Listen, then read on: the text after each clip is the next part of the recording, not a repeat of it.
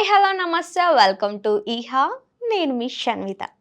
So మనకు movie అనంగానే first గుర్తొచ్చేది ఎవరెవరు? Hero, heroine. సో హీరోయిన్ గురించి మాట్లాడుకుందాం మనం.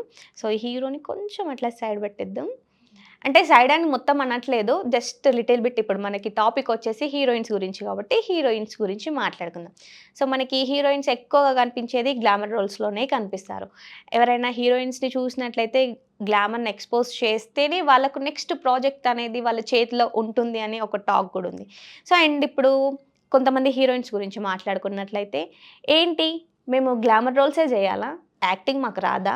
మేము లేడీ ఓరియెంటెడ్ చేయలేమా? అని చాలామంది సో, ఆ లేడీ ఓరియెంటెడ్ బాస్ టైటిల్ కోసం చాలామంది ఫైట్స్ చేసుకుంటున్నారు. ఇప్పుడు రీసెంట్‌గానైతే చాలామంది హీరోయిన్స్‌కి ఫైట్స్ జరుగుతున్నాయని అనుకోవచ్చండి. అసలు తప్పే లేదు. ఫస్ట్ మనం చూసినట్లయితే మనకు లేడీ ఓరియెంటెడ్ ఎవరు కనిపిస్తారు అంటే అనుష్క, అలాగే నయనతార గారు. సో, అనుష్క, నయనతార గ్లామర్ రోల్సే కాకుండా లేడీ ఓరియెంటెడ్ మూవీస్ కూడా చేసి జనాలను చాలా ఎంటర్‌టైన్ చేశారు. అండ్ ఇప్పుడు మనం అనుష్క గారి గురించి మాట్లాడుకున్నట్లయితే ఎంత క్యూట్‌గా, ఎంత చబ్బీ చబ్బీగా, ఎంత గ్లామర్‌గా కనిపిస్తారో, లేడీ ఓరియెంటెడ్ మూవీస్‌లో గూడా అంతే, అంతే బాగా యాక్ట్ చేయడం, ఒక ఇన్ఫర్మేషన్‌ని మనకు ఇవ్వడం. సో, యాక్షన్ కానివ్వండి చాలా బావుంటుంది. అండ్ ఇప్పుడు రీసెంట్‌గానైతే అనుష్క గారి మూవీ ఒకటి రాబోతుంది మనకు తెలుగులో 'ఘాటి'. సో, ఈ మూవీ మనకు తెలుగులో రిలీజ్ కాబోతుంది. త్వరలో మన ముందుకి రాబోతుంది.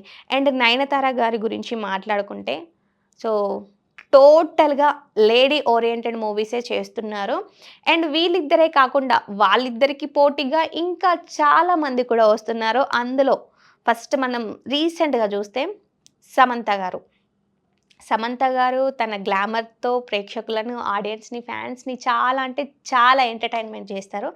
అండ్ దానికి ముందు ఇప్పుడు మనం మాట్లాడుకున్నట్లయితే 'సిటాడెల్' సిరీస్ ఉంది గదా! సో, దాంట్లో యాక్టింగ్ గానివ్వండి, పెర్ఫార్మెన్స్ చాలా అంటే చాలా బావుంది. లేడీ ఓరియెంటెడ్ అనొచ్చు. అండ్ ఇంకోటి ఇప్పుడు సమంత కాకుండా మనకు 'రష్మిక'. సో, 'యానిమల్' మూవీ ఇప్పుడు 'Rashmika' 'Pushpa', 'Pushpa 2' so, and 'animal' ఈ మూవీసే కాకుండా లేడీ ఓరియెంటెడ్‌కి సంబంధించిన మూవీస్ కూడా చేయడానికి రెడీగా ఉన్నారు.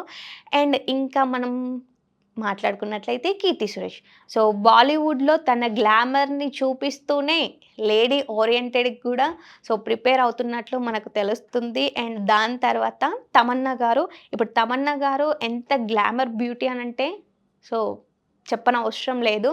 సో, గ్లామర్ బ్యూటీ అనంగానే తమన్నా అని చాలా మందికి క్లిక్ అయితుంది. తమన్నా గారికి అంత ఫ్యాన్ బేస్ ఉంది.